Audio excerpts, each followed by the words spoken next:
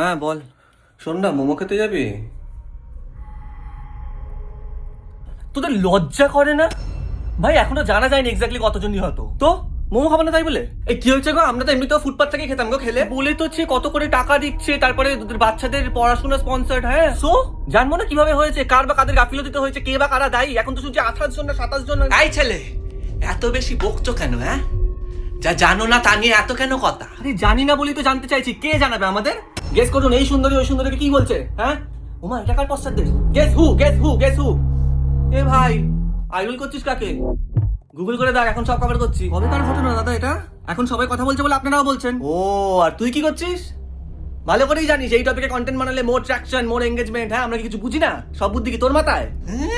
Relax, দুদিন আগে তো এটাই বলছিল 49-এ মোমো, 99-এ কম্বো। হ্যাঁ, ট্রাই করুন আপনারাও।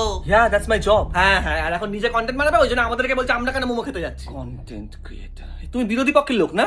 আরে এইসব কেন বলছো? আমি রিলটা আপলোড করতে পারবো না। কি বলো বলো বলো, এখন বলো তো বললে। ঠিক আছে, এইসব সব কিছুর মধ্যে